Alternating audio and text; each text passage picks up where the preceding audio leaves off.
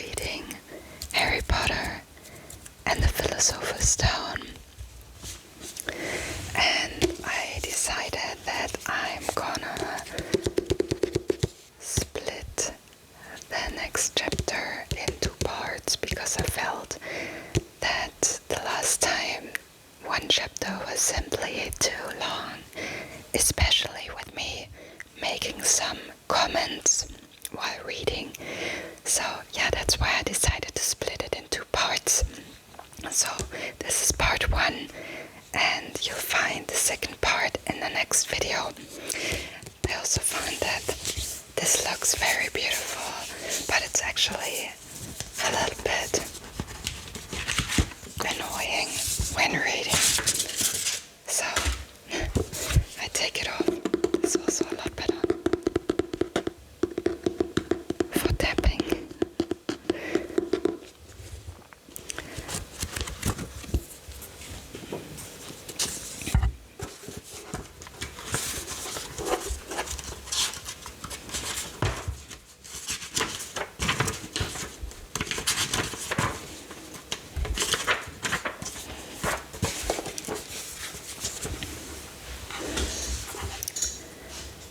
Chapter 2: The Vanishing Glass.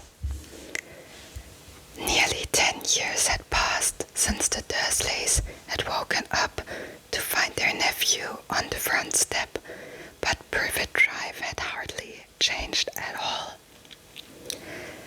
The sun rose on the same tidy front gardens and lit up the brass number 4 on the Dursleys' front door.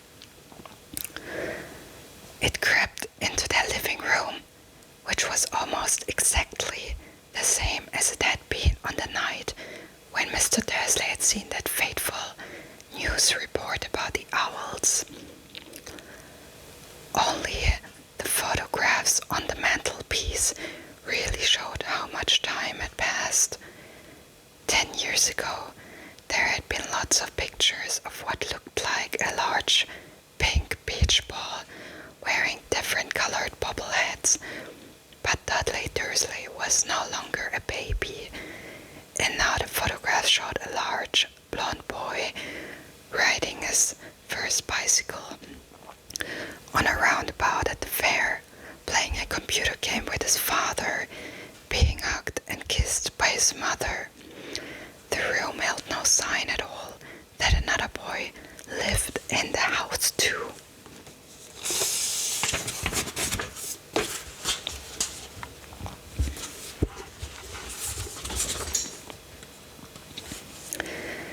Yet Harry Potter was still there, asleep at the moment, but not for long.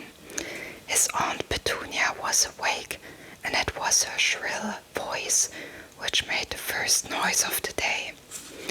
Up, get up, now. Harry woke with a start. His aunt rapped on the door again. Up, she screeched. Harry had heard her walking towards the kitchen, and then the sound of the frying pan being put on the cooker. He rolled on his back and tried to remember the dream he had been having. It had been a good one.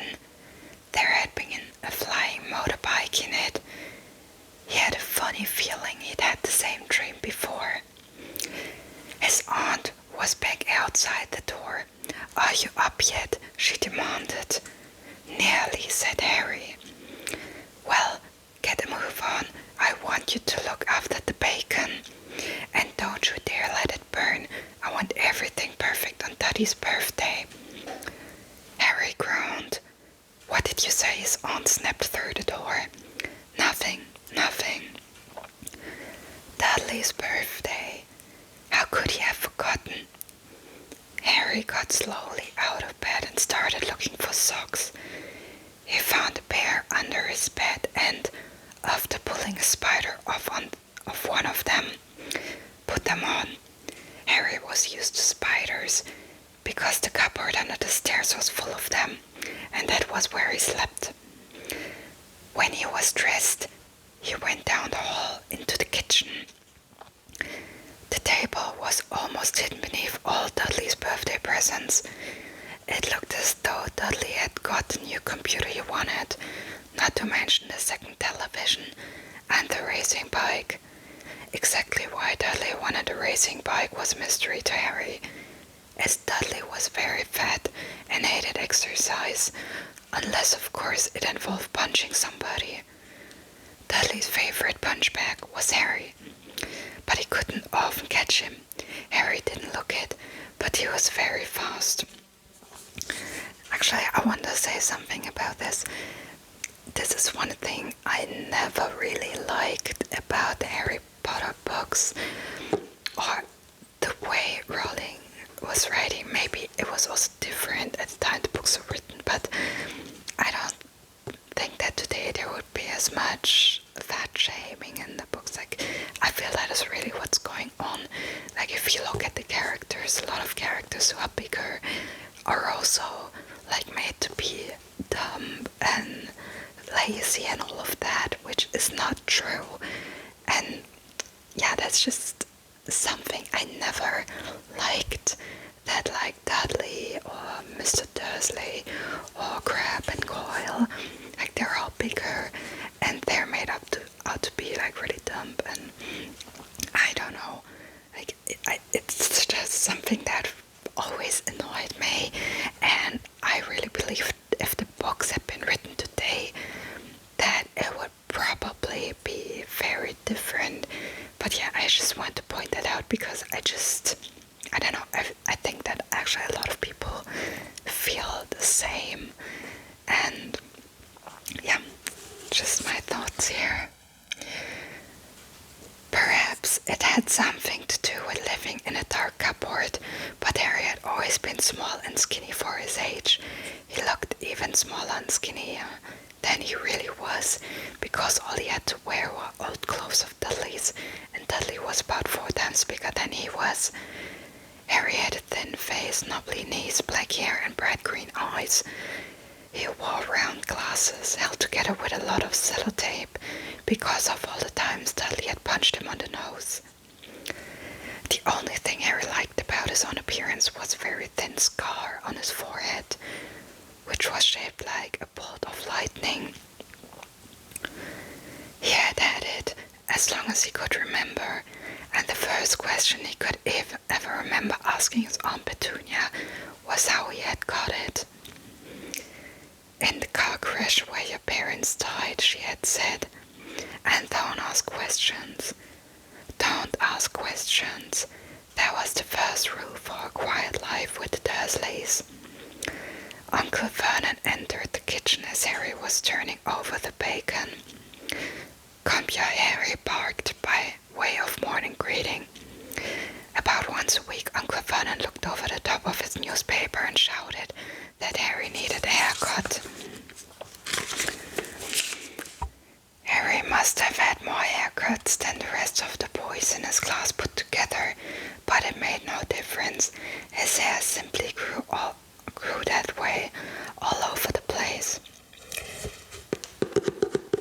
It always wondered me, like, why the Dursleys even bothered, like, taking Harry to the hairdressers and pay for that, because I'm like, couldn't they care less what he looked like, because it's Harry, so why would they even care what his hair looks like, let alone pay money to get it cut?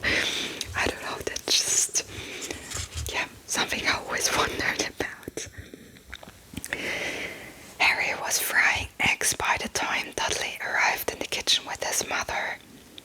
Dudley looked a lot like Uncle Vernon. He had a large pink face, not much neck, small, watery blue eyes, and thick blonde hair that lay smoothly on his thick fat head. Aunt Petunia often said that Dudley looked like a baby angel. Harry often said that Dudley looked like a pig in a wig. Harry put the plates of egg and bacon on the table, which was very difficult as there wasn't much room. Dudley meanwhile was scanning his presents. His face fell. 36, he said, looking up at his mother and father. That's less than last year.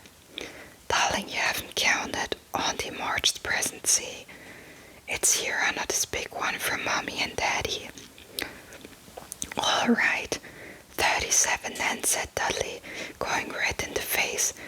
Harry, who could see a huge Dudley tantrum coming on, began wolfing down his bacon as fast as possible, in case Dudley turned the table over.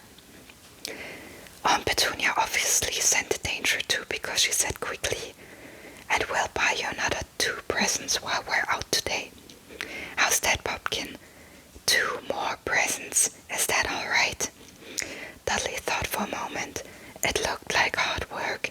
Finally, he said slowly, "So I'll have 39 sweet tums," said Aunt Petunia. Oh, Dudley sat down heavily and grabbed the nearest parcel. "All right then." Uncle Vernon chuckled. "Little Tyke wants his money's worth, just like his father. Attaboy, Dudley."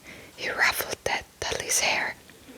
At that moment the telephone rang and Aunt Petunia went to answer it, while Harry and Uncle Vernon watched Dudley unwrap the racing bike, a scene camera, a remote control aeroplane, 16 new computer games, and a video recorder. He was ripping the paper off a gold wristwatch when Aunt Petunia came back from the telephone, looking both angry and worried. "Bad news, Vernon," she said. "Mrs. Fig's broken her leg. She can't take him." She jerked her head in Harry's direction. Dudley's mouth fell open in horror, but Harry's heart gave a leap. Every year on Dudley's birthday, his parents took him and a friend out for the day to adventure parks, hamburger bars, or the cinema. Every year Harry was left behind with Mrs. Fig, a mad old lady who lived 2 streets away. Harry hated it there. The whole house smelled of cabbage, and Mrs. Fig made him look at photographs of all the cats she'd ever owned. "Now what?" said Aunt Petunia, looking furiously at Harry, as though he'd planned this. Harry knew he ought to feel sorry that Mrs. Fig had broken her leg, but it wasn't easy when he reminded himself it would be a whole year before he had to look at Tybalt, Snowy, Mr. Powers, and Tufty again.